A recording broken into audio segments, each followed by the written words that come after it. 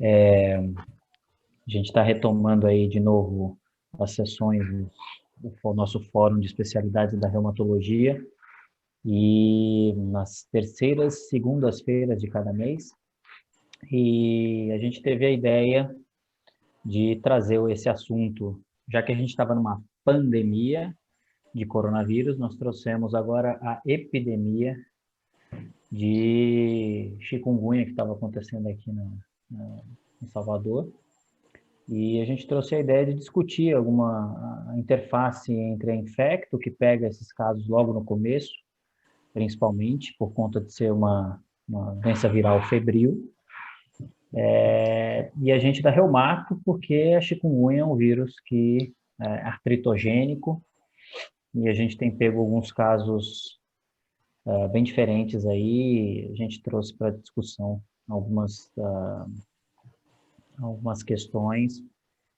Na verdade, não tem nada a apresentar sobre a chikungunya, a gente já vai direto para os casos clínicos, e eu acho que a gente vai conversando sobre a conduta de como o pessoal da Infecto pensa, e depois como a gente vai conduzir posteriormente. Eu acho que é mais um bate-papo mesmo, para a gente poder entender os conhecimentos que a gente acumulou durante esses 6 anos, né, desde que chegou a chikungunya aqui no Brasil, em 2014, e o que a gente vem encontrando, e eu acho que a gente ainda vai demorar muito com esse vírus aí,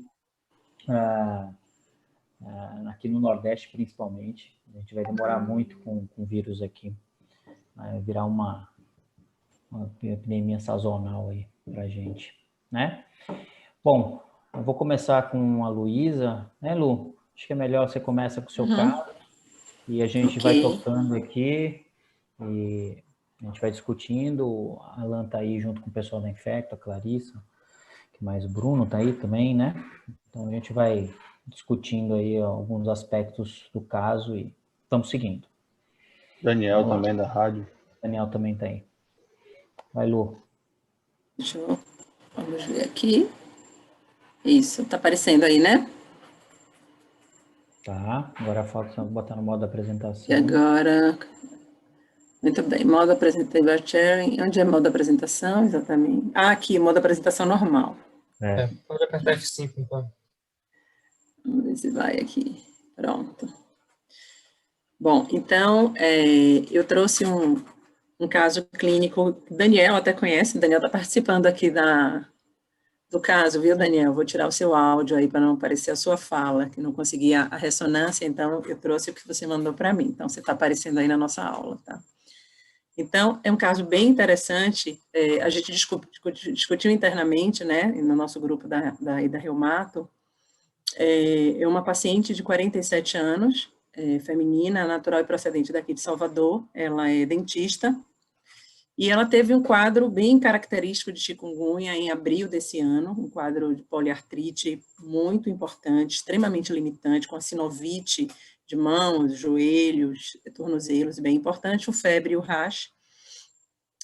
Ela, na época, passou numa emergência, foi feita as sorologias e veio reagente para chikungunya, tanto IgM quanto IgG. Ela, na época, fez uso meio irregular de analgésicos, não melhorou, usou anti-inflamatório, ficou usando aquele corticoide daquele jeito, toma uns dias, aí toma um corticoide intramuscular. Então, ela passou um mês aí tratando de uma forma meio desorganizada, e veio para mim através de uma amiga que temos em comum, em maio desse ano, com um quadro realmente bastante intenso, de dores periféricas, mãos, pés, mas também ainda tinha um pouco de joelho, um pouco de ombro, mas chamava muita atenção um quadro de dor em coluna. Ela tinha um quadro importante de dor em região cervical e tóraco-lombar. Na época era muito tóraco-lombar. Esse quadro dela, cervical, a dor cervical me parecia uma dor mais muscular do que realmente um quadro de dor de origem articular. Ela era realmente mais lateral, mais na musculatura paravertebral, então me pareceu mais um quadro de uma mialgia mesmo, mais intensa pelo chikungunya, mas o quadro de dor lombar chamava também a atenção realmente como uma lombalgia inflamatória. Ela é corredora, correu ano passado uma maratona, então estava muito preocupada com essa dor lombar. Embora o quadro articular também fosse um quadro ainda muito importante, mas a dor lombar era uma preocupação grande dela. E uma dor que, segundo ela, ela nunca tinha sentido. Ela me disse exatamente isso. Eu corri uma maratona no ano passado e não senti absolutamente nada. Eu nunca senti nada como essa dor. Ela, na época, já tinha passado com alguns outros médicos, a mãe é médica, tinha pedido aí uns exames, então ela trazia já um fator reumatoide, FAN negativo, o VHS e PCR extremamente elevados, ela teve um VHS de 100 aí, anteriormente esse outro foi o que ela trouxe para mim, um PCR também elevado. Então, quando ela veio comigo, como ela tinha feito, chegou comigo com um mês e alguma coisa mais ou menos de sintoma, né, então já naquela fase subaguda da chikungunya, e eu resolvi fazer prescrever de novo o corticoide para ela, já que ela tinha usado de uma forma meio desorganizada. Então, ela fez, comecei com 40 miligramas até 10 miligramas, foi como ela chegou para mim, e passei inicialmente o Miozan para ela usar, por conta dessa queixa de dor muscular, mas ela teve muita sonolência com o Miozan, me ligou, e aí eu mudei para a pregabalina. Então, ela ficou usando a prednisona e a pregabalina. Voltou umas 2 ou 3 semanas depois, com um quadro de melhora bem importante da dor em articulação periférica, mas quando ela chegou nessas 10 miligramas da prednisona, quando ela veio fazendo esse desmame aí, quando ela chegou em 10 miligramas, ela começou a voltar a sentir, a dor da coluna não melhorou absolutamente nada, dor muito intensa, independente do corticoide. Mas a dor periférica, de articulação periférica, ela melhorou bem, só que quando ela chegou nos 10 miligramas, ela já estava com um pouco de rigidez matinal de novo, voltando a ter um quadro, de novo, de dor não tão intensa, mas, novamente, voltando a apresentar o quadro de dor. Trouxe novas provas inflamatórias, VHS muito alto ainda, VHS de 94, o PCR tinha caído um pouco. E aí, nessa consulta, já me deu vontade de pedir uma ressonância para ela, quando ela voltou com essa dor muito intensa, só que ela é claustrofóbica, não queria fazer a ressonância de jeito nenhum. Então, segurei a ressonância, insisti na pregabalina, ela já estava tomando tramal, ela estava tomando um montão de coisa para dor, e aí eu prescrevi a hidroxicloroquina, pensando, na verdade, muito mais no quadro periférico do que na lombalgia, e ela iniciou aí nessa época, aí então quase um mês e meio, quase 2 meses depois do quadro de dor, o uso da hidroxicloroquina. Ela retornou para mim, após o uso dessa cloroquina, umas 2 semanas mais ou menos após o uso da cloroquina, com uma boa melhora de dor periférica, um VAS baixo, pouca rigidez, só que dor lombar realmente muito intensa. Uma característica muito inflamatória, ela, a dentista, não estava conseguindo trabalhar, chegava muito chorosa, meio deprimida até por conta da dor, sem conseguir dormir de noite, ela tem filho pequeno, então a dor lombar era realmente o que incomodava muito ela, e o quadro periférico, eu não sei se ela não tinha, ou se era porque o quadro de dor muscular era tão importante que ela já não referia tanto essa queixa de dor em articulação periférica, mas no exame físico realmente ela tinha melhorado bastante esse quadro periférico. E aí eu insisti, e aí com ela, da necessidade dela fazer uma ressonância, e no exame físico, ela já tinha uma dor lombar, mas muito em região sacral, né? Era uma dor lombar baixa. E aí eu fiz, pode ser uma sacroileite. Mas, na verdade, quando eu pedi a ressonância, a minha impressão é que viria uma entesite. Não achei que encontraria uma sacroileite, não.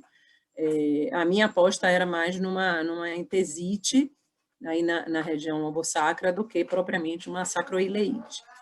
Pedi a ressonância, Daniel fez a ressonância para a gente. Eu não consegui a imagem, ela hoje passou comigo em consulta, eu tinha pedido para ela levar a imagem justamente para eu trazer aqui, mas eu não consegui a imagem. Então, essa imagem que está aí é um vídeo que eu pedi para Daniel fazer a ressonância, ele fez e ele filmou essa ressonância, então tem uma conversa com a gente aí, que eu queria até tirar esse áudiozinho aí da conversa, né, Daniel?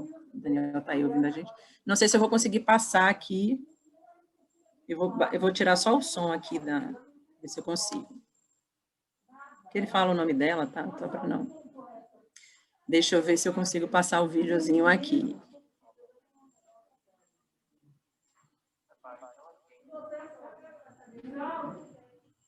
Então, aqui, né, ela tem uma inflamação bilateral na sacroiliaca, aqui, a Daniel mostra aqui também do outro lado. Vou aumentar aqui de novo o som dele, que eu já falou o nome dela.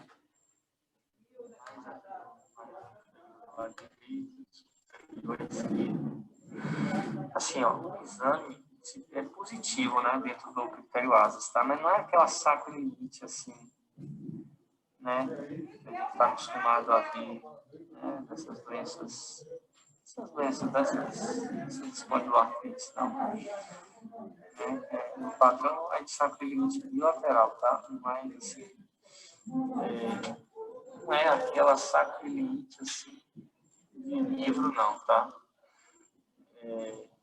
Ele tem algumas áreas ainda bem preservadas, mas assim, mas preenche, né, critérios, né, que realmente, né, não tem nenhuma esclerose, não tem, pelo menos aqui do jeito que está, não dá para dizer que é mecânico, não, tá? O espectro é inflamatório mesmo.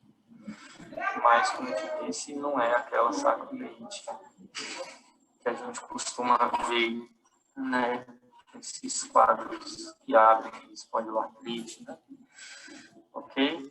São iniciais também, confirmando a alteração lateral, mas no lado direito. Ok? Qualquer dúvida você me fala, tá bom? Um abraço. Então, esse foi o exame da paciente. Quando o Daniel me mandou esse exame, eu liguei para ela e pedi para ela fazer o HLA, o B27, e quando ele me mostrou essa imagem, na verdade, eu pedi para ela fazer o HLA e fiquei pensando o que é que eu podia fazer de medicação para ela, né, de que forma é que poderia tratá-la. Então, como ela já tinha usado anti-inflamatório, já tinha usado corticoide, eu tive ideia, bom, eu vou infiltrar, discutir, né, com os meninos, em grupo a gente discutiu isso, e a minha ideia era tentar infiltrar a sacroiliaca. Então, eu conversei com um colega que é ortopedista de quadril, ele fez a infiltração guiada por radioscopia, e enquanto isso ela pediu o HLA e ela foi fazer o exame do HLA. Ela melhorou muito, né? Ela tinha uma dor nota 9 que ela dava, ela disse que a dor foi para nota 1 depois da infiltração da sacroiliaca, ficou super feliz com o resultado da medicação, só que uma semana depois ela me ligou para me falar do resultado do exame, né? Então eu fiz a solicitação então do HLA e pedi para fazer a infiltração.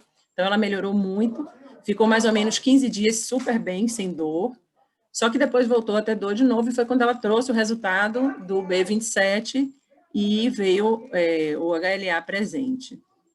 Ela era muito assustada, né? Hoje ela teve uma consulta comigo e ela tinha medo de usar hidroxicloroquina. Quando eu prescrevi hidroxicloroquina, ela estava com medo de usar hidroxicloroquina, então eu fiquei imaginando como é que eu vou dizer a ela que ela vai precisar usar um imunobiológico, né? Então, fiquei muito tempo conversando com ela no telefone, hoje ela foi de novo em consulta, e vai iniciar, né, hoje eu prescrevi o imunobiológico, e hoje ela vai, eu fiz a prescrição, ela vai começar, então, a usar o imunobiológico. Então, eu acho que a discussão em torno desse caso, só um minutinho, que aqui em casa está um barulho.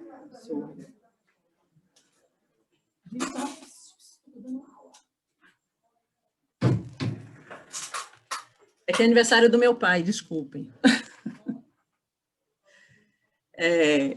Então, a discussão que eu acho interessante aqui nesse quadro, que eu discuti com os meninos, primeiro era... antes da gente ter, né, o resultado do B27, porque depois com o resultado acho que não tem muita dúvida do diagnóstico. Então, a primeira questão é, será que essa sacroileite é uma manifestação da artrite chikungunya?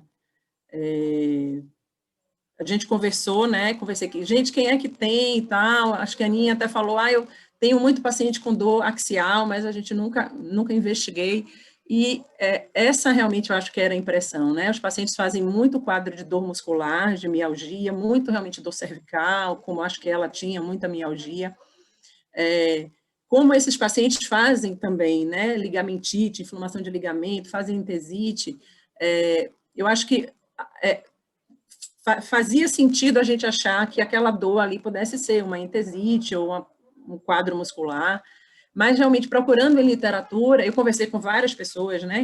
Engraçado que eu liguei para São Paulo para conversar com um colega de São Paulo, ele fez: Luiz, eu nunca vi chikungunya.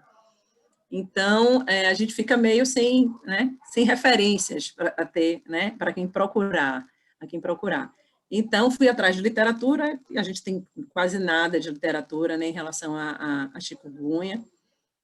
E aí fiquei quebrando a cabeça, foi aí que eu tive essa ideia de, bom, vamos infiltrar a sacroiliaca, né, dela, porque se for da artrite, de repente ela melhora. E foi antes, como ela ainda não tinha trazido o B27, ela fez a infiltração, eu achei que ia dar tudo certo, mas aí quando veio o exame, aí a gente foi para a segunda questão. Bom, não é uma manifestação da chikungunya, o que ela realmente tem é uma sacroileite autoimune. E aí vamos a uma nova questão. Bom, é uma sacroileite, é simplesmente uma coincidência temporal, né? É uma paciente que teve artrite chikungunya e aí, por coincidência temporal, ela abriu essa sacroileite, ou o vírus da chikungunya, né, pela sua característica artritogênica, ele pode induzir uma doença autoimune e aí uma sacroileite, né? O que a gente vê, na verdade, quando a gente vai atrás disso, né, tem muito relato de caso trazendo a questão do vírus sendo realmente um gatilho para a doença autoimune, né? Principalmente a artrite reumatoide, acho que é o que se mais investiga é a artrite reumatoide em relação a isso. Eu fiquei cavando aí alguns casos, achei vários relatos de casos falando de artrite reumatoide, alguns de lúpus, algumas dessas doenças indiferenciadas, né, do tecido conectivo, e também, surpreendentemente, aí me surpreendeu, algumas coisas em relação às espondiloartrites, né? E aí, desculpa, eu não consegui ajeitar muito, como acabei apresentando, trazendo essas coisas de literatura muito rápido, eu não consegui organizar, assim, essa parte da apresentação. Então, mas tem um guia, né, de recomendação da Sociedade Brasileira de Reumatologia, que orienta nesses casos de pacientes com artrite crônica e que tenham um quadro sugestivo, por exemplo, de artrite reumatoide, que se faça a investigação, né, com a solicitação de anticorpos.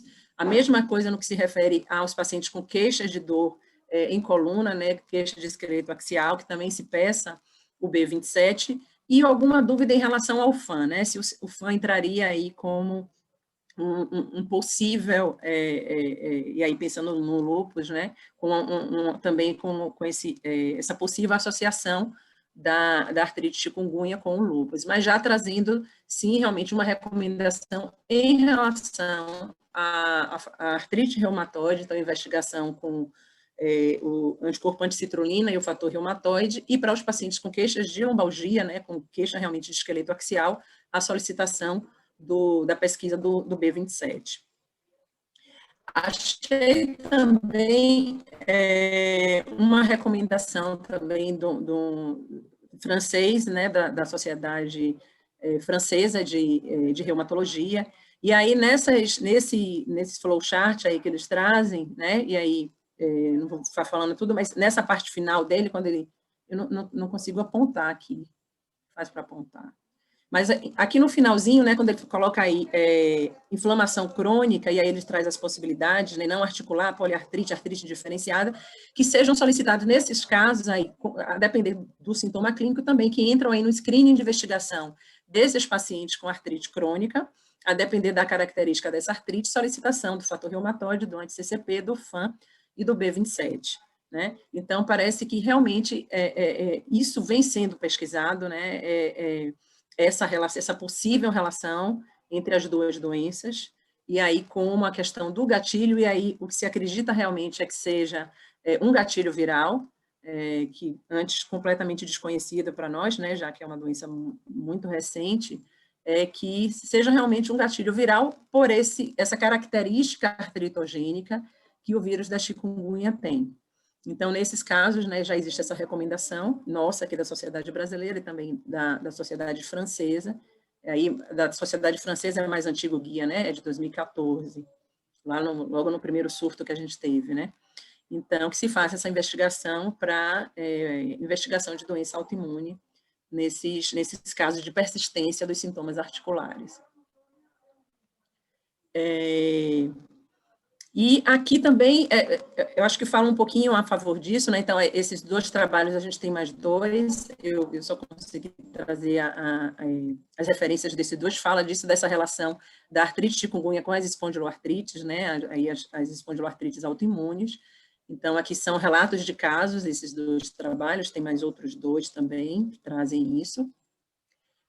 E aqui também, uma recomendação também trazendo aqui essa recomendação da Sociedade Brasileira, que eles demonstram isso, que além de ser, dessa possibilidade de induzir essas doenças autoimunes, esses aqui são casos de pacientes que têm doença autoimune, então pacientes com lúpus e pacientes com espondiloartrites, que desenvolveram chikungunya, e que logo no início da infecção de chikungunya pioraram muito os sintomas das doenças, daí dos pacientes com lúpus, pioraram muito os sintomas do lúpus, e aí os sintomas aí independente do quadro articular, nesse trabalho de baixo aí, né, de Blattery, a piora também dos sintomas em relação aos pacientes com espondiloartrites e com artrite reumatoide. Então, aí também trazendo talvez essa relação, né, do vírus com as doenças autoimunes, né, com o quadro da artrite. Então, não só na indução da artrite, ou das espondilites, enfim, das doenças autoimunes, mas também na piora clínica dessas doenças, né. Então, eu acho que realmente a gente talvez esteja diante de uma doença, né, com um poder imunogênico muito grande. E pela característica artritogênica que ela tem, acho que as nossas doenças do colágeno acabam sendo alvo, assim, né? Se a gente pensar, bom, doença autoimune, mas seriam todas as doenças autoimunes. Mas aí eu acho que a característica nossa de ser doença do colágeno traria um pouquinho mais a artrite chikungunya, o vírus da chikungunya como um vírus para pensarmos em doenças autoimunes nas doenças do colágeno. Eu acho que talvez... É claro que a gente precisa de bastante tempo ainda para tentar estabelecer essa correlação, mas eu acho que já é uma luz para a gente, né? Para a gente pensar nisso e investigar melhor os nossos pacientes, e aí os pacientes crônicos, né? Que desenvolvem esses quadros mais crônicos. Acho que é isso aí, meninas.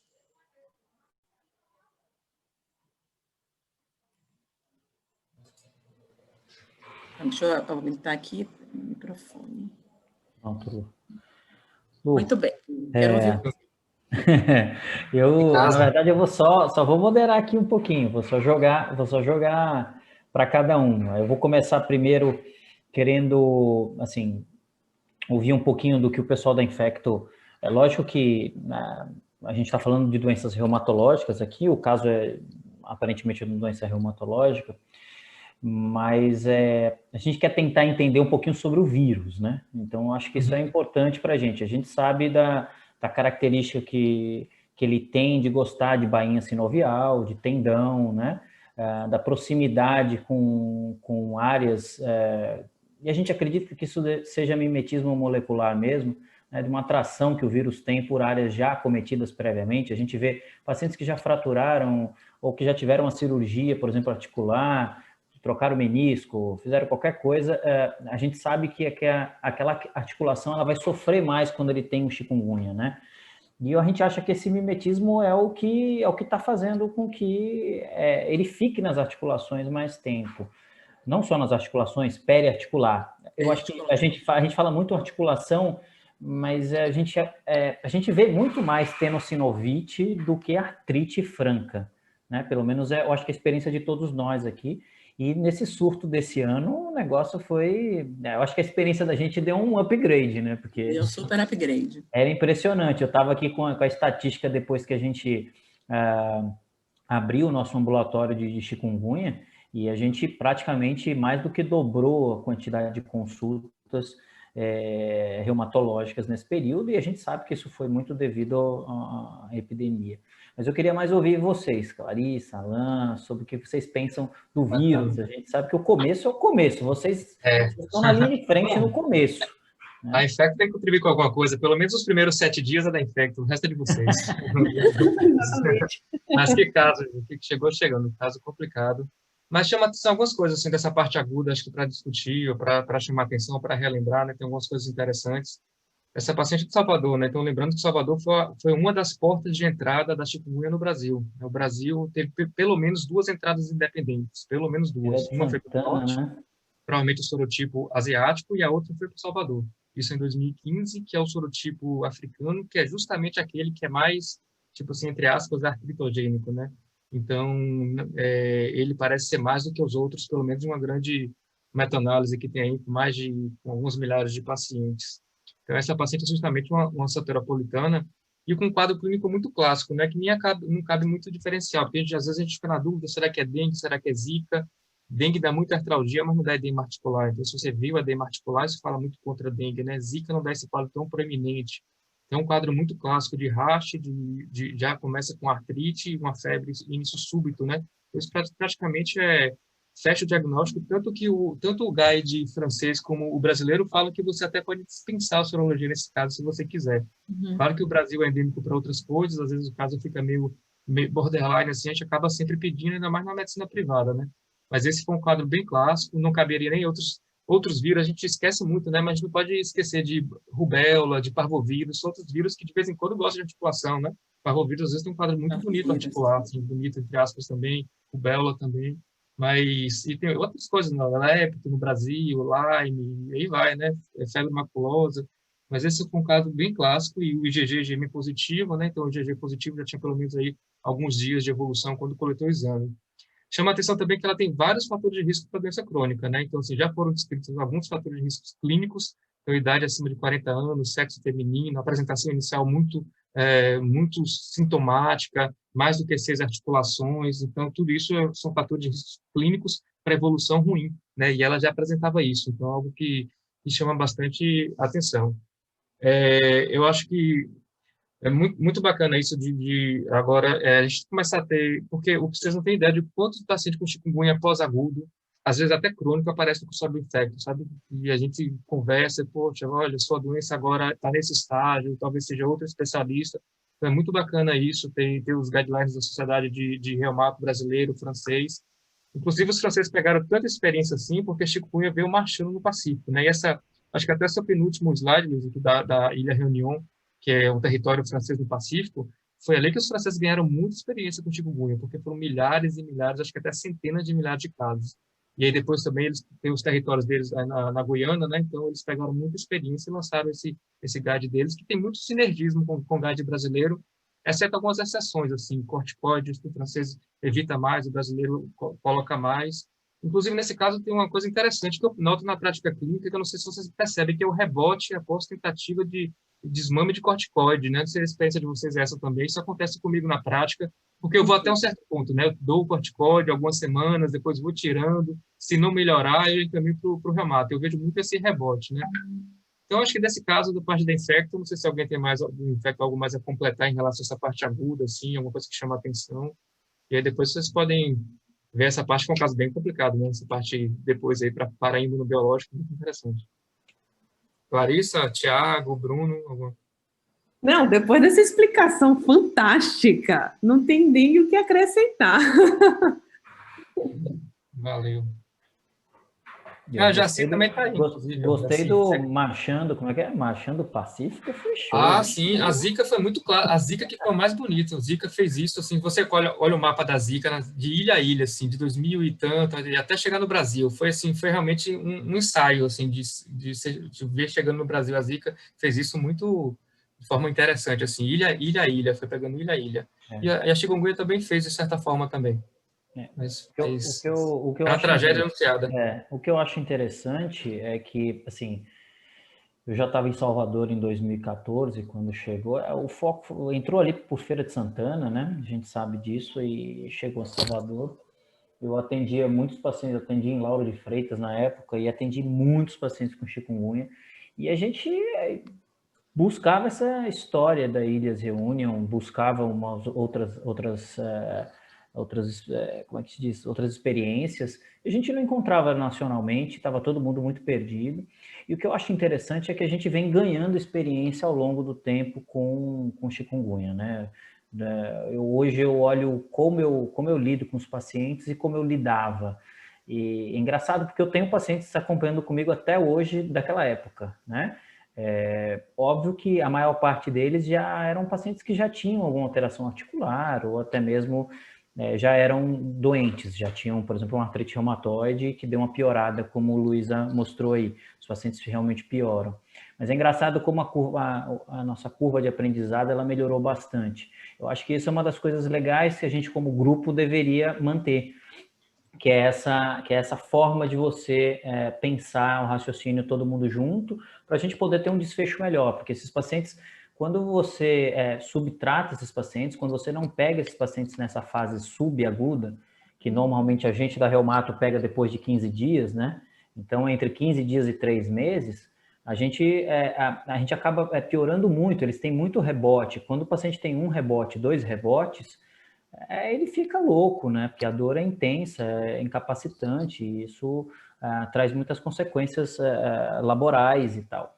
Enfim, então acho que a gente tem uma curva de aprendizado muito legal e a gente queria, obviamente, entender, e acho super pertinente quando a Infecto participa, para poder colocar para a gente. São arbovírus, né? São 3 vírus diferentes, e a gente tem essa... A gente já sabe que tem os outros vírus também que podem atingir as articulações, mas eu acho que o chikungunya, de todos, é o campeão, não tem jeito, cara. A gente... lembrar que tem um na porta para entrar, que é o Maiaro, né? Então, Maiaro, né? Porque dengue e zika, eles são do flavivírus, né? Dengue, zika e febre amarela. Chikungunya, embora seja transmitido também pelo mesmo vetor, ele não é um flavivírus, né? Ele é um alfavírus, junto com o Maiaro. Maiaro também pode entrar em qualquer momento, né? O Oropost também já circula no norte do Brasil, é outro, mas o Maiaro é que tem um quadro articular mais intenso, mas é mais agudo, que eu saiba. Mas também é outro que pode entrar. Reação cruzada com a sorologia. Então, ainda tem essas... e tem co-infecção, né? Então, se você for ver, a literatura está bem descrita co-infecção entre 2 vírus, até entre 3 vírus, dengue, zika e chikungunya, né? Agora, é difícil dizer o que é infecção cruzada, o que é co-infecção ou o que é reação cruzada na sorologia, né? Porque o teste padrão ouro, que é o PRNT, que a gente não tem na prática do dia a dia, né? O PCR também a gente não faz usualmente. Mas, realmente, a Clarissa lembrou bem que, às vezes, existe co-infecção ou, então, reação cruzada na sorologia. Mas é interessante, né? Então, esse problema a gente vai ter por muito tempo ainda, porque... Lembra que o AIDS ele foi erradicado na década de 70 do Brasil, mas depois ele voltou e vai ficar por muito tempo. Pelo nosso desenvolvimento socioeconômico, nossa industrialização, nossos resíduos, então ele vai estar aí por tempo, e como o Alexandre falou no começo, é endêmico, que vai ficar com alguns surtos, né? A dengue está aqui no Brasil desde 82, que se saiba oficialmente, né? E está aí desde então e não vai também tão cedo, né? Lu, boa noite a todos. Comentar desse caso aí, que a gente discutiu no grupo. Agora me vem umas coisas aqui à cabeça. Logo quando você teve esse caso, foi engraçado, no dia seguinte chegou assim, acho que foi o primeiro ou segundo paciente queixando de dor lombar, inflamatória, pós-chikungunya, nada, e eu falei, lei das séries. Aí eu mandei, até Daniel depois me mandou um áudio e disse, não tem nada na sacroiliaca. É normal. Daniel até me ligou me perguntando se eu tinha seu celular. Você tem celular? Mas eles terminam não vindo nada, mas tem muito paciente com queixa axial, né? E eu fico realmente também nessa mesma, pensando também que é uma entesite, né? Que é mais um processo ali de entesite, capsulite, alguma coisa. E talvez esse caso aí pode ter tanto induzido, mas pode ser isso que a gente estava comentando sobre essa... Parece que ele tem uma predileção aí por articulações já cometidas, né? Então, atleta, às vezes tem aquele limiar alto para dor e vinha meio oligossintomática aí achando que era da corrida e a chikungunya deflagrou de uma vez. Depois eu estava pensando, uma coisa que a gente podia talvez também ter lançado mão aí, já que ela infiltrou, foi ter usado a própria agulha para fazer uma biópsia, né, de sacroiliaca. De repente, ver se isolava o vírus, ou seria algo interessante. E por último, acho que vale a pena aí a gente aproveitar esse ensejo aí e relatar esse caso, né? A gente envolve um residente lá das clínicas, né, publicar, acho que a gente reviu na época e tinha um caso, né, publicado assim, bem descrito, né, de uma sacroileite pós-chikungunya. E eu acho que a gente tem que publicar mesmo, porque como vocês falaram aí, a experiência hoje do mundo é nossa aqui, né, em chikungunya, em pós-chikungunya. E a gente está precisando produzir realmente mais nisso aí, porque a gente está tentando buscar literatura lá fora e a nossa experiência é muito maior, né? E Aqui. no Aí, quando Nordeste, São né? Paulo está fora, né? E São Paulo está Não fora, parece que tem, não né? faz porque São Paulo está fora, né? É. É, Cabe a gente basta ver mesmo. quem escreve o guide brasileiro, né? Tem muita gente do Nordeste, né? Esse É o guideline pessoal de brasileiro teve. Pernambuco. É, Sim. Inclusive, gente, uma pergunta para vocês. Tanto o guide brasileiro como o Reumato, eles falam muito de anti-inflamatório, né? E tudo bem que na fase dos primeiros 7 dias a gente não vai dar corticóide, porque tem uma fase de viremia, mas muito dos anti-inflamatórios, por não sei quanto tempo. E na prática, pelo menos os pacientes que eu acompanho, o perfil do hospital privado, são pacientes mais idosos que não podem, não toleram ou não querem tomar anti-inflamatório por tanto tempo. E a gente acaba usando corticóide. Qual a experiência de vocês? Assim, vocês prescrevem mesmo anti-inflamatório como os GADs falam, ou é corticóide mesmo, em dose menor possível? Como é que vocês... Dá para usar mesmo? Eu uso muito pouco. Eu, Um pouco. né? Porque fica essa dissociada da prática, né? A gente lê lá, né? Use é. anti-inflamatório, qualquer classe, e use Mas Alan, essa é uma discussão que eu tive, inclusive com o pessoal que fez o guideline brasileiro, o pessoal lá de Pernambuco, que foi a Cláudia, a Aline Ranzolini, que ficaram à frente do ambulatório de chikungunya, logo quando eles montaram um ambulatório específico lá na Universidade de Pernambuco. E eu tive uma discussão, assim, um debate muito forte com eles. Falei, olha, infelizmente eu não consigo. E aí elas falaram assim, olha, a gente fala que tem que usar anti-inflamatório, mas no conceito anti-inflamatório, porque se você for no anti-inflamatório não hormonal, a gente que é reumato, praticamente a gente não prescreve, até porque a gente sabe prescrever corticoide, muito bem prescrito, sabe manejar bem corticoide, e a gente sabe o momento certo de entrar, sair, conhece os efeitos colaterais. É uma droga que a gente está acostumado a utilizar. Então, mas ela falou muito assim, a gente tem que escrever no consenso, porque é uma coisa que vai para o Brasil inteiro, né? É uma coisa que não é só para especialistas, né? Você tem aí estudante de medicina, você tem o cara que está recém-formado, o cara que está fazendo residência, você tem o pessoal da atenção primária, então você tem que dar uma visão mais global. Mas a gente, no dia a dia, realmente é corticoide. Ah, E assim, é bom porque a gente fica de bom moço, né? Porque a gente dá o corticoide, o paciente volta, doutor, seu remédio é maravilhoso, é uma maravilha, é Melhor ótimo. médico do mundo. E tal, só não ganha presente, né? Mas tudo bem. Mas assim, é excelente, assim, a resposta é muito boa. E eu acho que uma coisa que a gente tem tido, como eu falei, a curva de aprendizado, é realmente não fazer por pouco tempo. Eu acho que o guide, ele coloca para a gente entre 6 e 8 semanas, e eu sim. acho bem importante a gente usar entre 6 e 8 semanas, desde que você esteja ali naquela margem entre 15 dias e 3 meses. Então, assim, a gente, graças a Deus, nessa epidemia, a gente conseguiu encurtar o tempo de procura, quer dizer, esses pacientes chegavam para a gente um pouco mais cedo do que antigamente. Antigamente, os pacientes chegavam com 6 meses Tava com infecto. da infecção. Né? Infecto fazendo Então, primeira. e aí demorava, e isso atrapalhava muito a nossa avaliação. E hoje a gente consegue ter uma visão melhor. Eu acho que realmente usar anti-inflamatório, eu vou pedir aí para os nossos meninos aí, a minha, a Larissa, Gustavo, eu e Lu já nos manifestamos. Eu dificilmente uso anti-inflamatório não hormonal. Nos pacientes eu estou usando corticoide e desmamando assim quando eu posso. No ano passado eu estava em São Paulo ainda, né? Então eu tive contato de fato com chikungunya no ano de 2020. Né?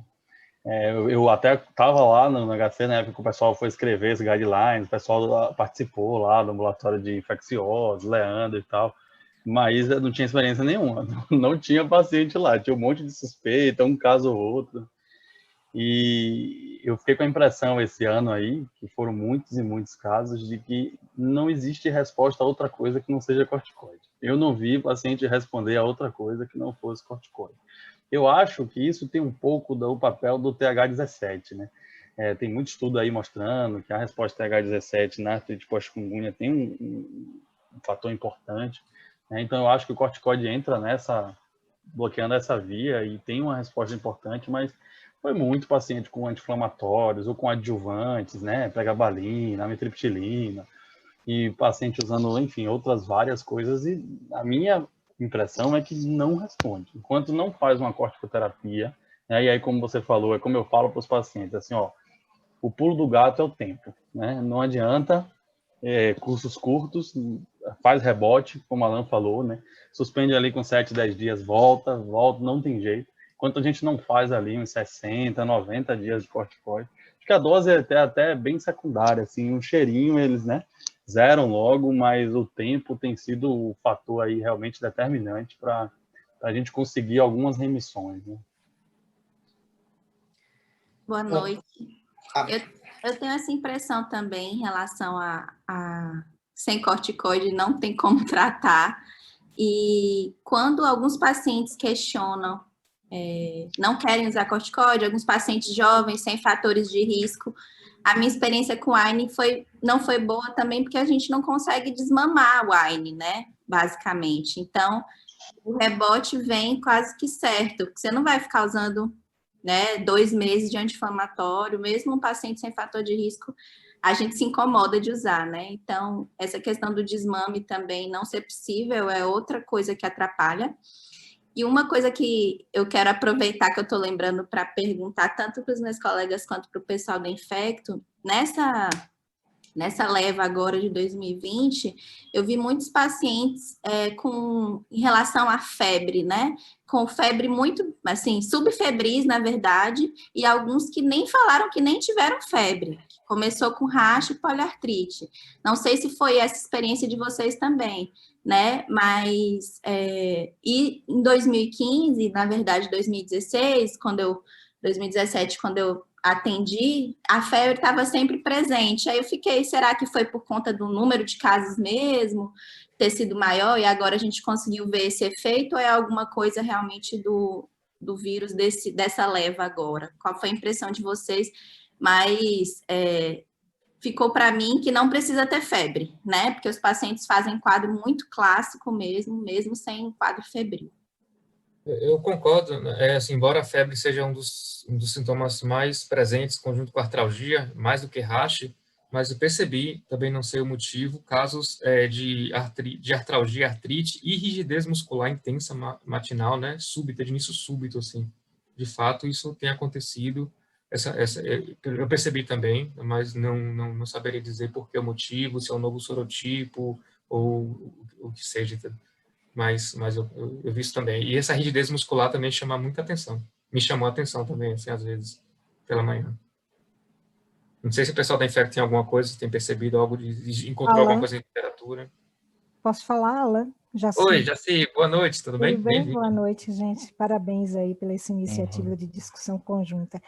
Uma coisa que me chama a atenção, Ana, é que, assim, eu acho que também a dor é tão incapacitante que a febre também passa a ser algo, assim, meio que secundário, entre aspas, né? Então, assim, porque habitualmente quando a pessoa tem um quadro infeccioso, a febre chama muita atenção, evidentemente.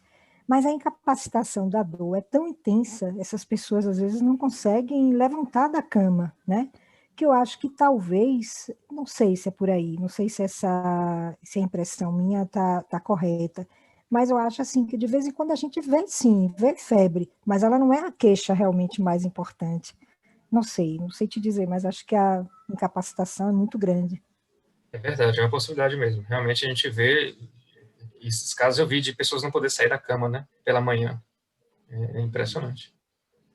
Isso chama atenção mesmo. E é engraçado que o que me lembra da história dos pacientes que a gente tem atendido é que ela me lembra, para nós reumatologistas, uma história muito parecida com a gota. Que o cara dorme bem e quando ele já acorda não consegue colocar o pé no chão, né? Então, é uma atração tão grande pelos tecidos ali periarticulares que realmente chama atenção. E a febre, isso é verdade, Aninha. Eu também, quando atendi lá em 2014, 2015, tinha febre e dessa vez poucos pacientes relataram aquele quadro de febre mais constante, 2 dias de febre, às vezes subfebril, às vezes sem febre mesmo. Não sei se tem algum motivo específico, mas né, talvez essa questão da dor tenha sido bem valorizado por eles. A dor realmente incapacitante, né? Inclusive com sintomas neuropáticos, né? E eu acho que é isso que motiva muitas vezes. Sabemos que pode ser por neuropatia compressiva, pelo edema, mas eu tenho visto pacientes manterem neuropatia sem edema. Então, eu não sei se como a gente sabe que a parte, se eu não me engano, acho que é o Zika, que tem um quadro neuropático assim, mais importante. Não sei se o chikungunya também não está com mudando algumas coisas aí. A gente tá vendo mudar, a gente está vendo a história mudar da forma de apresentação clínica ao longo desse tempo. Eu acho que isso é importante. A gente, no Nordeste, a gente precisa documentar mais, né? Eu acho que a gente precisa botar mais a cara aí para o pessoal ver a nossa experiência. O Zika, que é um vírus bem neurotrópico. Ô, Alexandre, Jaci de novo. Em relação, assim, você e os outros colegas, quando vocês têm essa sintomatologia de neuropatia, muita dormência, né? Muitas vezes, o que vocês têm, assim, utilizado? A pregabalina tem dado conta? Bom, na minha experiência recente é o que eu tenho usado, mas a gente tem muita dificuldade. Às vezes até a gente tem feito como a gente trata a neuropatia periférica, né? Então usa pregabalina, vai usar vitamina P, vai usar um adjuvante. Agora a tendência, quando você tem o edema, realmente a gente tentar tirar o edema porque a gente sabe que tem um componente compressivo, né? Mas quando não tem, vai na pregabalina. E agora a resposta é só com mais de 150 de pregabalina, geralmente. Responde assim, tipo 50%, 60%. Talvez eu esteja usando subdose, porque eu acho que a minha impressão é que a pregabalina não sei. Mas a impressão de que ela não, realmente não... E aí essa é uma grande dúvida hoje, né? Eu acho que a gente precisa conhecer um pouco mais da fisiopatologia, da cronicidade, na verdade, né? No chikungunya. Estudar mais essa cronicidade dele, entender um pouco mais se realmente ele está na bainha do tendão, por que ele não pode estar na bainha do nervo e aí o que está fazendo? A gente não tem estudo sobre isso de ciência básica, então a gente fica muito perdido, né? Porque a gente tenta raciocinar do ponto de vista fisiopatogênico, e aí você tenta encaixar o que você tem à disposição em termos de tratamento para você justificar o uso, né? Mas quando você não tem, né, fica difícil. E tem, né, esses relatos realmente, né? Eu vi nesse guideline francês, ele traz um pouco isso também, como sintoma crônico, né? Junto com artrite, depois do quadro articular, o mais importante é o quadro de neuropatia periférica, né? Então, acho que sim, talvez não seja o quadro superinflamatório, intenso, apenas, né? Por compressão, né? Que é o que a gente vê muito. Mas acho que sim, acho que eles podem ter um neurotropismo aí também, né? Às vezes começa uma dor crônica com um componente depressivo, não sei, às vezes já usei até Cymbalta, às vezes, tanto para o componente do neuropático, como também para o componente, sabe, eu acho que às vezes funciona, eu já tentei assim, então, foi coisa minha mesmo. A gente usa também em alguns pacientes, até porque eles começam a ficar com espectro de fibromialgia em alguns momentos, você já tratou tudo, não tem mais marcador inflamatório alto, o paciente não tem mais nenhum sinal de sinovite, nem de tenossinovite no exame físico, e o paciente fica com aquele espectro de dor crônica, né? Principalmente as mulheres com esse componente de transtorno de humor, transtorno de sono. Então, eu também usei duloxetina algumas vezes. Bom, só para a gente dar uma andadinha, eu queria aproveitar o Daniel aqui para poder... Bruno, quer falar alguma coisa, Bruno? Posso só fazer uma colocação, por gentileza? Adorei, gente. Luísa, foi perfeita a sua apresentação do caso, foi muito interessante. Na verdade, agora que eu tô tendo a minha primeira experiência aí de chikungunya fora dos livros, né, que como eu vim de São Paulo também não era uma coisa da minha prática clínica, agora tô tendo que assoviar e chupar cana no ambulatório, tem alguns poucos pacientes, mas é artrite de punho e tornozelo mesmo, nesses fatores de risco que o Dr. Alan colocou também. E eu queria, assim, só sugerir uma coisa, porque uma coisa que a gente vê na chikungunya é uma sensibilidade altíssima de teste sorológico. A gente tem visto aí com Covid que está cruzando com tudo, a gente pega Covid que tem IgM positivo para chikungunya e não é chikungunya. Então, a sensibilidade é um problema muito grande desse teste diagnóstico, inclusive o manual coloca, né, que para fechar, né, a chikungunya a gente tem que ter uma elevação de 4 vezes o título de anticorpo num período de 2 semanas. E teve essa questão aí, né, será que essa artropatia axial é a chikungunya com efeito citopático em atividade ou engatilhou aí algum epítopo que é parecido e tal? Talvez seria legal, se vocês estão com interesse aí de publicar o caso em seriar níveis anticorpicos desse IgM, porque aí se tiver um IgM aí ascendente, acho que fala mais a favor de atividade viral, né? E se a gente tiver um IgM aí decrescendo, ou pelo menos estável, fala mais a favor de um fenômeno imunológico aí do próprio paciente. Não sei se vocês Bacana, concordariam Bruno. com isso. Legal. E assim, eu digo, se o IgM fizer a curva, né? O IgM fizer aquela curva bonita, com 3 meses ele negativar, né? Aí fica perfeito. Acho que é isso. Então, vou aproveitar o pessoal da rádio agora, né? Aqui tem infecto, rádio e reumato. Hoje tá bom, a reunião tá boa aqui. Daniel, você que viu esse caso aí, a gente tem visto o perfil de acometimento das articulações ou periarticulares. Fala um pouquinho do que você tem visto aí na sua prática de receber exames com pedidos para isso aí. Túlio também está aí, né? Para a gente falar alguma coisa. Acho que é legal. Vamos lá. Então, boa noite a todos. Esse foi o primeiro pedido que eu peguei com a suspeita específica mesmo de chikungunya em sacroiliaca. Eu realmente nunca tinha visto, né, assim, na sacroiliaca. O que chamava atenção nesse caso é que o padrão era positivo no exame, né, mas não era aquela sacroileite, assim, bem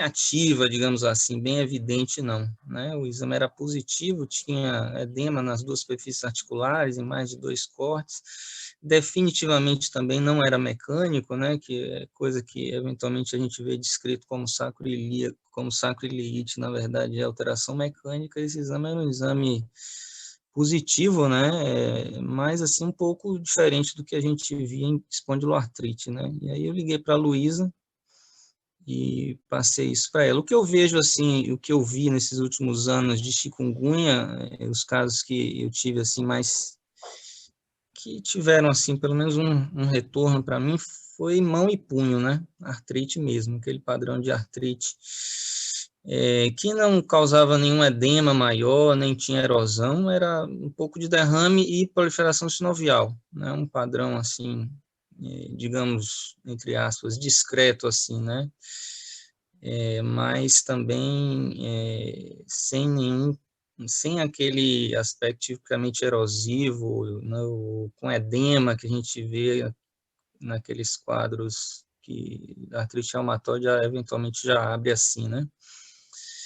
E normalmente bilateral também, eu vejo bilateral nos exames, e o que eu vi foi isso, é mais mão e punho. Esse foi o primeiro que chegou, mas na verdade é interessante, né? A sacroiliaca, né? Essas espondiloartrites eventualmente, né? A gente teve um caso também que a gente publicou de um gatilho de sacroiliaca após cirurgia bariátrica, muitos anos atrás com o Dr. Mittermeier, né? E agora esse gatilho aí... Esse já está mais bem documentado. Aí a gente já tem, não é um caso, não, a gente já tem um monte já desses casos aí. E aí a grande interface do quadro intestinal, né? A questão dos nossos antigênicos, estímulos antigênicos aí, bacterióides. Esse pessoal da Infecto aí fica soltando esses bichos aí e deixa a gente tudo cabeça solta, que não sabe o que acontece. Né? Mas eu acho que é mais ou menos por aí.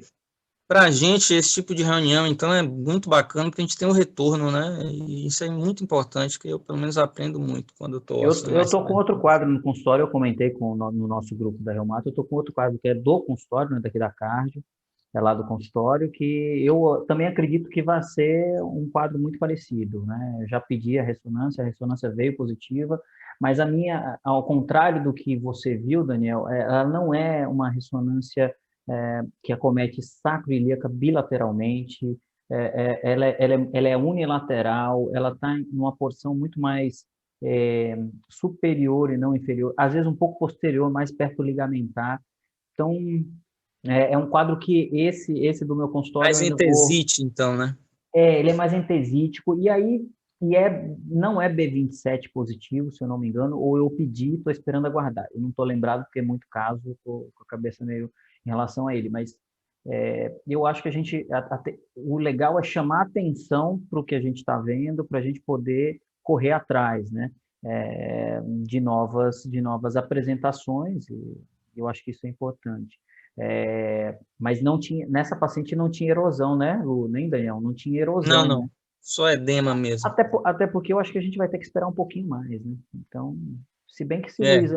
Luísa for rápida no gatilho como ela está sendo aí, já vai entrar com TNF e a gente já não vai ver mais nada mesmo. Não vai ter, a gente vai perder evolução natural para poder entender melhor isso aí, eu acho. Mas também vai tratar o paciente, é isso mesmo, faz parte. Né? Mas você teve visto, Daniel, alguma alteração em membros inferiores, principalmente tornozelos, que a gente sabe que é tendão muito mais tenossinovite de fibulares, tibial posterior. Tem visto alguma apresentação diferente? Você chegou a pegar algum exame de algum colega pedindo especificamente artrite chikungunya, alguma coisa assim? Você lembra disso? Não, tendão de pé não. Não me lembro não. Uhum. Tendão em pé não. Tá, beleza. Então, Isso ótimo. é importante porque agora parece que todo mundo tem tornozelo, né? Tornozelo foi um local que chamou muita atenção para a gente nessa leva. E uma outra coisa também... Acho que até mais, depois fica muito o tornozelo, né? Melhora até mão e tornozelo. Residual, né? E uma outra coisa também é que o quadro está, pelo menos essa é a minha impressão, mais assimétrico. Então, não está respeitando tanto esse padrão AR que ficou meio clássico para a gente, que era um padrão de artrite reumatoide. Eu tenho visto, pelo menos os pacientes que eu vi, muitos pacientes com padrão assimétrico, né? E membros inferiores também, principalmente tornozelos. Acho que quase todos tiveram acometimento de tornozelo, né? Eu também tenho essa impressão. Vocês estão comentando isso, eu estou lembrando, não cheguei a pegar, mas antes tinha um padrão de gonococcemia disseminada que era assim, né? Que era de tenossinovite difusa, né? E de tendão de pés E e tudo mais. artrite de tornozelo, claro. E artrite de tornozelo, né? Vocês estão falando que eu estou lembrando. Né? Claro. Veio e volta aparece ainda. Ainda aparece antigamente não. Salvador, então. Direto. Gustavão, alguém quer mais falar alguma coisa? Fazer essa segunda parte aí. Vamos lá, faz essa segunda rodada aí para a gente finalizar. Tem um casinho aqui, é breve, não é muito prolongado não. Boa noite a todos, para quem não me conhece, meu nome é Gustavo, sou reumatologista também da equipe da Cardiopulmonar. Vou apresentar mais um caso aqui para a gente discutir. É um paciente de sexo feminino, 57 anos, natural procedente de Salvador. Começou há 4 meses, ali em maio, que eu acho que talvez tenha sido o pico.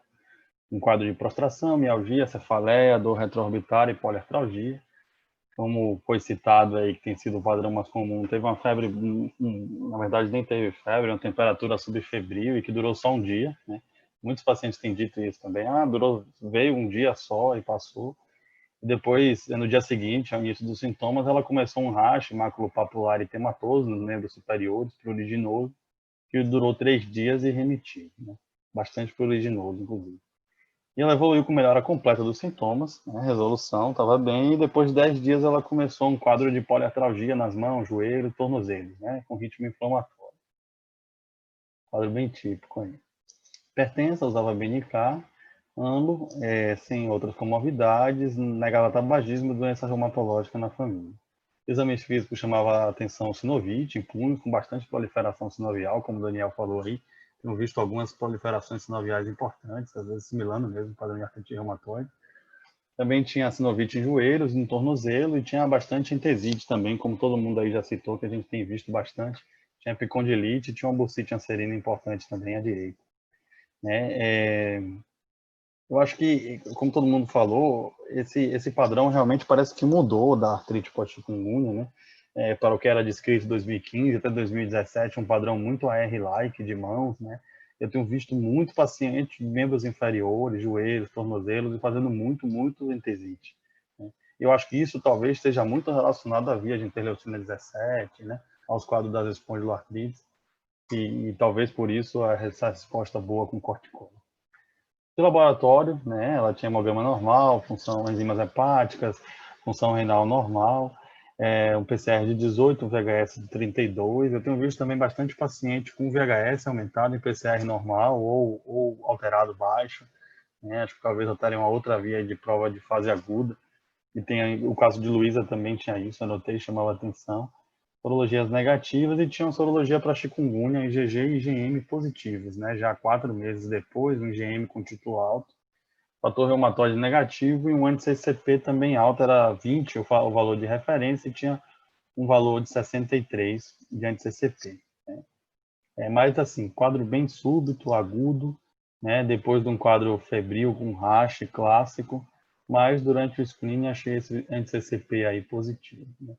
Fiz uma radiografia, os lugares que ela tinha dor, para ver se tinha alguma alteração aí sugestiva de cronicidade, mas só tinha uma discreta redução de espaço articular, interfalanginas distais e femorotibial no joelho, e não tinha nenhuma outra alteração relevante.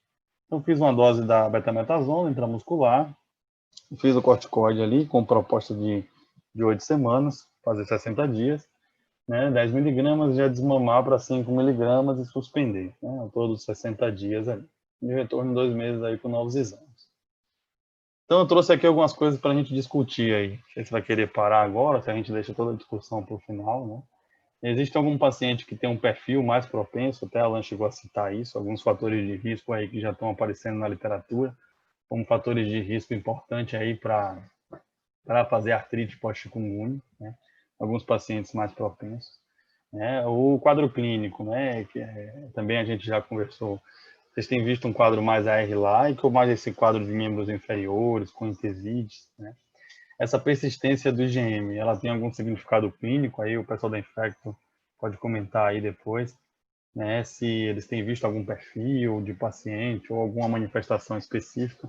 Essa paciente chamava atenção porque era um IgM muito alto e persistindo após 5 meses, assim, bem alto ainda. Então, esse foi um questionamento também que eu fiquei.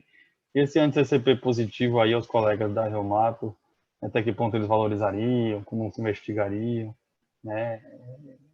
Ou se isso está de bobo aí na história para essa artrite, que é um quadro bem clássico de pós-chikungunya mesmo. Eu vou passando e a gente deixa para discutir tudo no final, né? E qual o esquema de corticoide que a gente também já comentou aí, que está preconizado pela Sociedade Brasileira de Reumato, de ser a gente fazer um esquema mais prolongado aí de 6 a 8 semanas. Né? Então, eu fiz esse esquema de 8 semanas, ela retornou depois de 2 meses e meio, né? Referindo que durante o tratamento ela teve uma melhora expressiva dos sintomas, 90%, então some mesmo, né? E depois ela ficou apresentando só umas dores esporádicas, né? Os tornozelos, o pessoal falou também aí, tem sido uma área bastante acometida. E depois de 7 dias de suspender o tratamento com corticoide, voltou, né? Teve um rebote, um quadro de novo em mãos, joelhos, tornozelos, com ritmo inflamatório, com edema novamente, né? No exame físico chamava atenção, sinovite de punho, joelhos, tenossinovite nas mãos, bastante edema no dorso das mãos e a bursite anserina, que já tinha na outra consulta também, dessa vez bilateral. Mantinha hemograma normal, laboratório normal, com VHS um pouquinho alterado, a PCR já tinha diminuído um pouco. Tá? Então, considerei uma recidiva, né, da artrite pós-chikungunya, fiz novo ciclo de corticoide, mais 10 mg 30 dias e 5 mg até o retorno, introduzi o metrixato, né, 15 mg por semana, mais ácido fólico, uma farmacovigilância em 30 dias e um retorno em 3 meses com novos exames. Né, e pedi uma ressonância de mãos e punhos. Os exames de farmacovigilância, tudo bem, com 30 dias, o paciente enviou, tudo certo. E no retorno, ela tinha tido uma melhora, né, uma melhora de 70% ali. Tinha uma artralgia esporádica, agora em mãos, joelhos, mas um ritmo principalmente mecânico, ela já tinha um grau de osteoartrose. Né.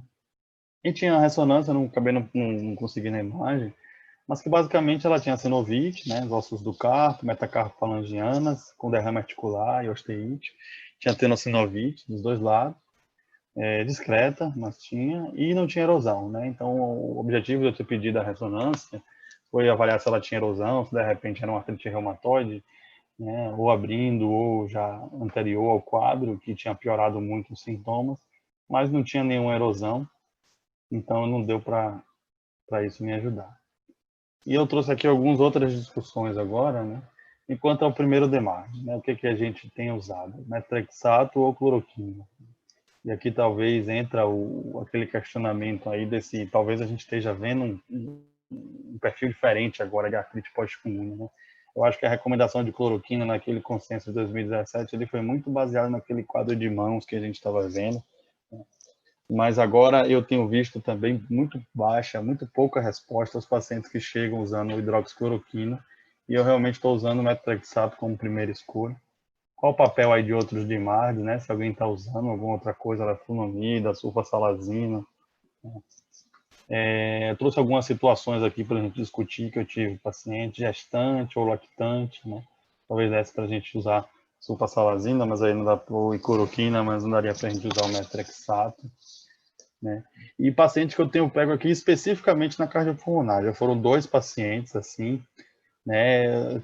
2 pacientes em pós-infarto imediato, né? Um eu lembro bem, ele tinha menos de 30 dias que tinha infartado, fez uma angioplastia, colocou estente, teve alta e pegou uma chikungunya e estava todo inflamado e assim, né? Teve um evento cardiovascular agudo, diabético, hipertenso, dislipidêmico, obeso. E aí fazer corticoide num paciente desse, né, extremamente complicado. Eu tive 2 pacientes assim lá, pós-evento isquêmico agudo, pós-infarto, e muitos pacientes com diabetes bastante descompensado, né, com glicada alta, usando insulina. Então, paciente ruim também para a gente tentar corticoide. Trouxe aí esses casos para a gente discutir aí. Confesso que esses pacientes, esse paciente especificamente que tinha menos de 30 dias do infarto, eu cavei um ácido úrico nele e botei uma colchicina, aproveitei o trabalho que saiu aí de pós-infarto e o papel anti-inflamatório da colchicina e botei uma colchicina nele e ele teve uma resposta assim parcial, vamos dizer ali 50%, melhorou um pouco, né? Alguém ter usado. Nesses casos aí, acho que talvez tenha um papel do metotrexato precocemente, né?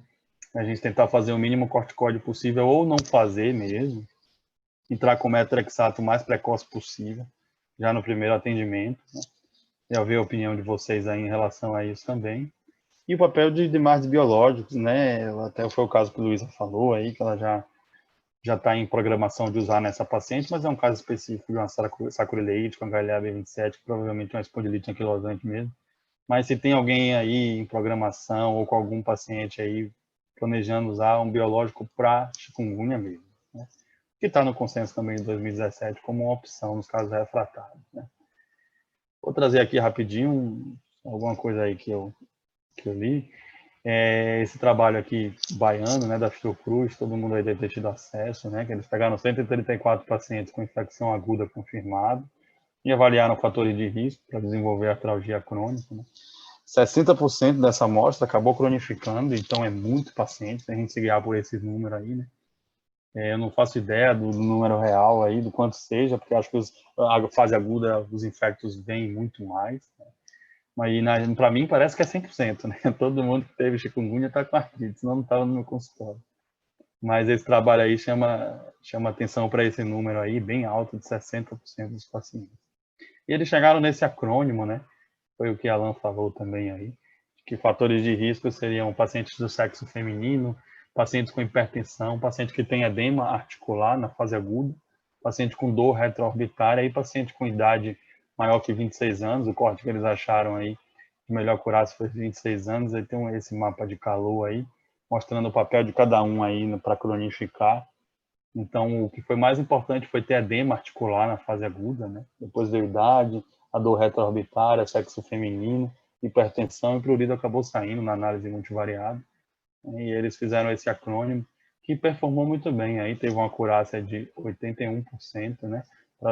Para quem tivesse 5 pontos ou mais, né, nesse score aí. Aí o motivo mesmo que eu trouxe é para justamente provocar. Aqui temos aí 2 equipes aí extremamente qualificadas e a gente pode, esses dados estão prontos aí no nosso sistema, né? A gente pode, sem dúvida, aí produzir cientificamente aí nesse aspecto. E para terminar aqui, só para a gente discutir um pouco aí essas recomendações de 2017 da Sociedade Brasileira, né? Acho que isso aqui é ponto pacífico, C1, né? Na fase aguda da febre, a gente usa analgésico comum, né? Às vezes um opioide fraco, a gente evita ali anti-inflamatório, AS, corticoide, né? Na fase subaguda já entrariam essas outras medicações, e aí eles colocam aqui, mas é o que a gente já conversou sobre anti-inflamatório e medicação adjuvante, que justamente eu trouxe para levantar a discussão com vocês, porque eu não vejo resposta nenhuma, né? Anti-inflamatório, medicações adjuvantes, acho péssima a resposta, acho que o paciente perde tempo, fica muito sintomático.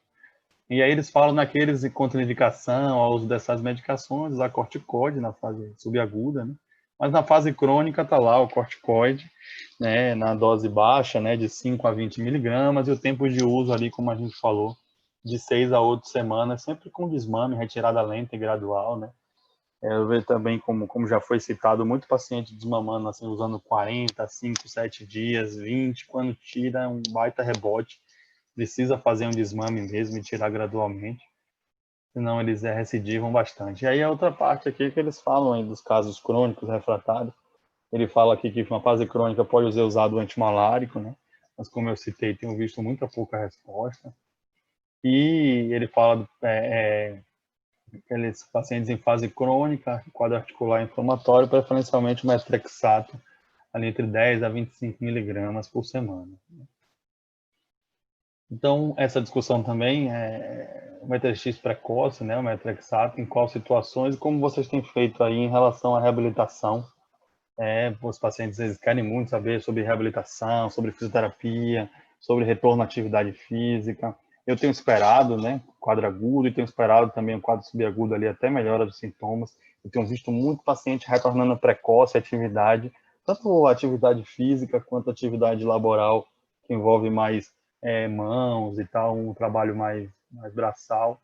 E aí o paciente volta e precocemente volta a ter sintomas. Então, eu tenho pedido para esperar 10 a 15 dias, né? A gente conseguir ali zerar o processo inflamatório e aí retornar bem gradual, mas esse consenso de 2017, ele fala em reabilitação em todas as fases, né? Eu acho muito complicado reabilitar em fase aguda. Né? E na fase que tem muita artrite também. Bom, era isso aí. Vou voltando aqui nos slides e a gente vai discutindo aí por cada uma dessa discussão. Boa, Gustavão. Excelente aí. Vamos voltar lá para as perguntas. Acho que a gente já conversou. A maioria, né, a gente já abordou aí. A gente já abordou muita coisa. Tem essa do IgM, gente. Eu acho interessante. Isso aí. Porque a gente infecta mais tranquilo em relação à duração. Aí eu estou falando de duração de tempo de IgM. Porque a gente é acostumado a ver tóxicos, CMV, Epstein-Barr, IgM durar meses a fio, né? Então a gente é mais tranquilo. A gente sabe que algumas infecções, o IgM demora mais tempo mesmo. E na chikungunya não é diferente, pelo menos 3 meses, isso é possível. Então, a gente é mais tranquilo em relação à duração. Agora, em relação ao valor, eu já vi, agora não lembro onde, nem sei se eu posso resgatar, mas eu já vi que, como a gente viu aí, fatores de risco clínicos para doença, para artrite persistente, para doença crônica, eu vi que o valor, o título do IgM estaria relacionado também com isso, Gustavo. Então, talvez seja possível para esse caso, né? Então, enquanto a duração, a gente acha que é algo, assim, pelo menos para a gente, né? Os outros infectos podem falar disso também da experiência. A gente vê muito prolongado, não só chikungunya, mas o valor, o título, a titulação é muito, a gente vê, eu já vi essa descrição de que a titulação está relacionada com formas crônicas, né? Uma coisa que chama a atenção desse caso também, ao contrário do outro, pelo menos no início, bem no iniciozinho, você vê que não foi um quadro muito súbito, assim, né? Parece a descrição é mais de poliartralgia, dor retroorbitária, pouca febre. Então, cabe mais aqueles diagnósticos diferenciais, né? Não depois, mas logo no começozinho. Uhum. E aí uma coisa que eu acho que é uma coisa que é o pulo do gato, que eu diferencio, assim, o rash da dengue geralmente é um pouquinho depois. Lá para o 5º dia, 7º dia, vem aquele rash pruriginoso, né, que é até um marcador de que a pessoa está indo, né, evoluindo para a cura, e o rash da chikungunya, quando aparece, pode aparecer no 2º dia, né, então isso às vezes ajuda na prática do dia a dia. Às vezes o dengue tem um flushzinho facial no 1º, 2º dia, mas o rash característico da dengue geralmente é mais para frente. E outra coisa que você falou dos seus pacientes com diabetes, cardiopatia, tipicamente isso chikungunya, ela causa muita morbidade, mas pouquíssima mortalidade, não é uma febre hemorrágica. Mas em alguns pacientes com comorbidades avançadas, cardiopatas, aí sim está relacionado à descompensação e óbito, né? Então ele está mais relacionado a isso, ao óbito, do que a evolução para a doença crônica, né? Então, isso já está bem descrito como fator de risco para óbito, que é muito pouco. A mortalidade da chikungunya, a letalidade é muito baixa de 1%. Acho que era isso.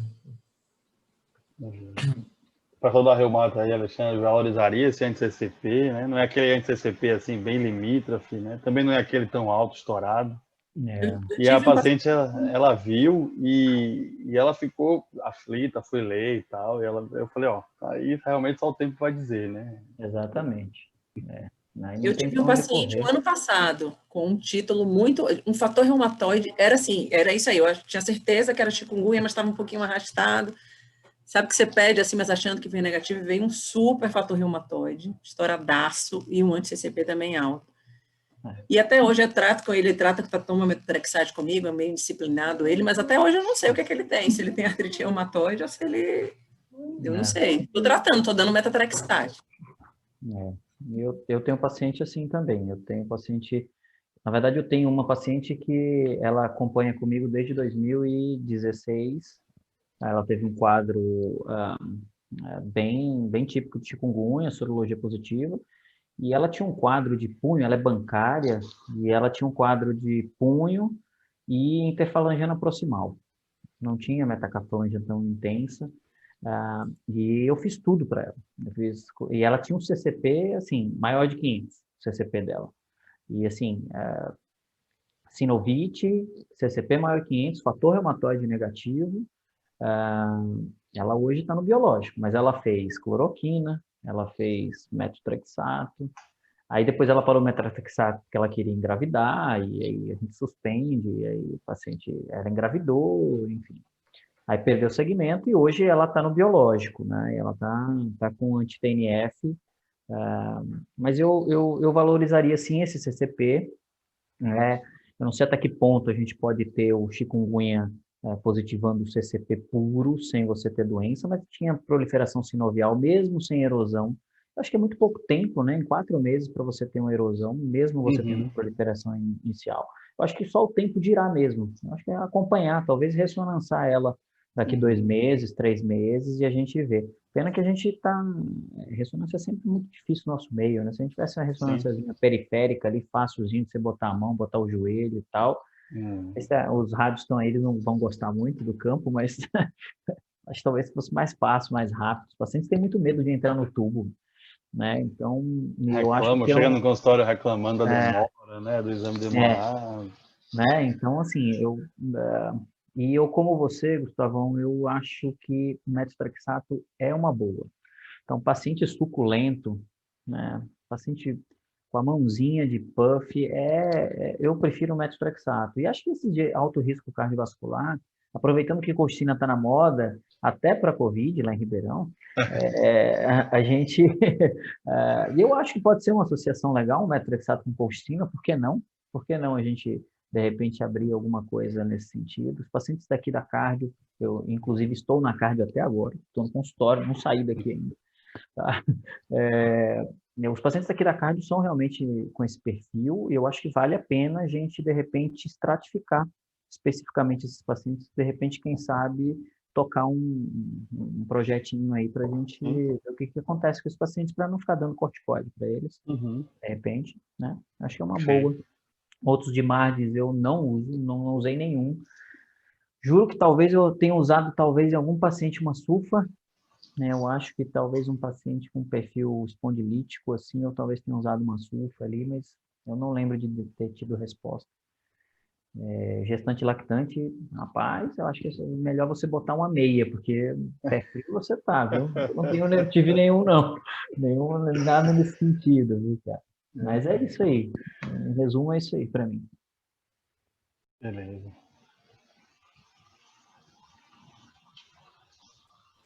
Mais alguém aí comentar uma coisa? Aninha, quer falar alguma coisa? Larissa tá quieta. Concordo em relação ao metotrexato ser primeira escolha, pelo menos na minha prática. E o que eu estava tentando fazer no início, que era começar com 10 miligramas, eu desisti. Porque não funcionou, 15 mesmo ou mais. Então, não dá para ficar tentando uma dose tão baixa, porque o paciente realmente não responde. E cheguei a fazer também alguns pacientes na fase subaguda ainda, principalmente aqueles que tinham feito um esquema de corticoide com a dose mais alta certinho e não estavam conseguindo diminuir de 10 miligramas, por exemplo, para 7,5 ou 5, começar um pouquinho mais precoce, o metotrexato, nesses pacientes principalmente com fatores de risco para cronificar, né, que a gente já conhece.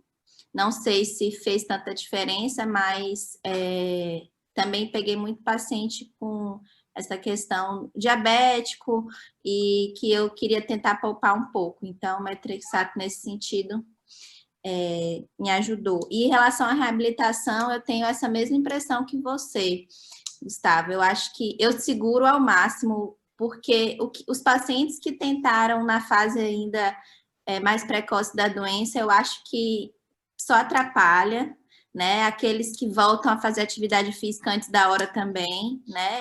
É um quadro inflamatório importante, então é melhor realmente segurar um pouco para poder fazer uma reabilitação melhor nesses pacientes, né? A gente ainda teve a dificuldade porque a fisioterapia, com essa questão da pandemia, então foi muito difícil isso, porque os pacientes que tinham indicação mesmo não estavam conseguindo acesso, né, à Está fisioterapia. sendo difícil, né? Está sendo bem difícil. Isso aí é uma limitação muito grande, né, para a gente, né?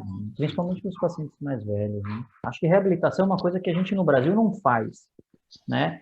Inclusive, é uma proposta que eu, como grupo, vou trazer aqui para o pessoal da cardio, eles já estão sabendo, a gente pegar o pessoal da reabilitação cardíaca ali e transformar a academia deles numa academia de reabilitação nossa. Nossa, ótimo. Tem uma galera. Eu vou criar um problema para os meus chefes aí. Mas eu acho que a gente não reabilita mesmo muito, a gente está num nível muito baixo de reabilitação. E, assim, é uma coisa que a gente discute muito com os pacientes, realmente bom senso, né, Gustavo? Um bom senso na hora de você estar vendo o cara com muita dor, com muita limitação. Você não vai falar assim, olha, vai fazer sua reabilitação, vai fazer sua fisioterapia, óbvio que não. Eu acho que a gente tem que ter um pouquinho de calma nesse momento.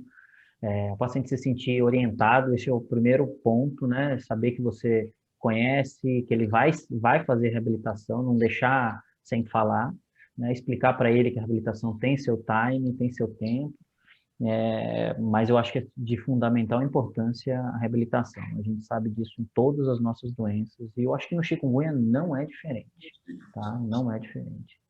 Não, então, é mais ou menos isso. E acho que cloroquina eu usei no começo, usei bastante no começo. Acho que eu estou dando muito mais preferência para o metrexato. Primeiro que a posologia é mais fácil de se tomar uma vez por semana, os pacientes preferem do que tomar remédio todo dia, pelo menos no meu modo de ver. E é um remédio barato, né? Ainda mais esse ano depois do Rohypnol aí, né? Ninguém quer tomar tem mais. um monte de paciente que não quer tomar, porque, dá problema no coração, doutor, não quero tomar. Então, mas tinha aqueles que dizem assim, não é bom para tomar, porque eu já tomei para o Covid, né? Então, tem também, tem esse outro lado também. Lembrar que, assim, a cloroquina tentaram empurrar para a Covid, mas não foi a primeira vez, né? Então, assim, alegaram que tinha um efeito antiviral para chikungunya, assim como para HIV, então já tentam emplacar como antiviral a cloroquina já há algum tempo, né? Então, no começo pensaram também que era antiviral também, além de imunomodulador. Exatamente isso. Bom, se ninguém tiver mais considerações, eu gostaria de agradecer. Primeiro a presença do pessoal da Infecto, da rádio. Alex. Alan Rego tá aí, ó. Não, eu queria fazer só uma observação, eu queria fazer só uma consideração. É o chefe, hein? O chefe, cara, ó. Tem que prestigiar, né? E aprender um pouco, né? Comentar, não tenho nenhuma condição de comentar nada sobre chikungunya. Mas, bom, eu acho que, primeiro eu queria parabenizar, acho que foi muito boa a apresentação, as duas equipes trouxeram para nós que não somos, assim, detentores de grande conhecimento, bastante informação.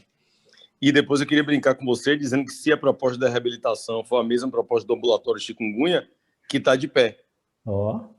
Porque o ambulatório de chikungunya, realmente, assim, a gente acompanhando, né, como a gente fez aí, tem uns 15 dias mais ou menos que a gente avaliou lá os números, a gente viu que o número de consultas em reumatologia dobrou, né, depois do ambulatório de chikungunya. Imagino que nem tudo tenha sido chikungunya, mas boa parte dessas consultas certamente se deveu a isso.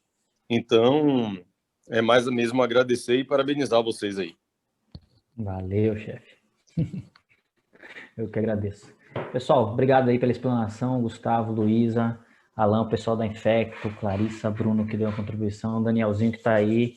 Tudo estava quieto aí, depois saiu, não sei o que aconteceu, mas Daniel está aí e a gente vai tentar movimentar mais. A gente está com planejamento. Agora nós estamos na fase de decréscimo, né, de casos, mas os pacientes crônicos vão ficar. Então, acho que talvez a gente está com uma ideia, a Luísa já deu umas ideias aqui, a gente está montando um perfil aqui, vamos ver se a gente consegue acompanhar esses pacientes. Os pacientes que são da cardio, eles gostam da cardio, eles vão continuar, e eu acho que a gente tem condições de acompanhar esses pacientes e a gente poder formar uma massa crítica e uma massa de inteligência em relação a como lidar com o paciente de chikungunya crônico, né? Porque o agudo a gente já sabe como faz, a gente tem que saber lidar com eles aqui e, de repente, levar isso para frente e mostrar para todo mundo como a gente está fazendo e o sucesso que a gente tem, né? E, Daniel, se prepara porque vai chegar coisa para você, viu, bicho? Se prepara. Haja ressonância aí. Viu?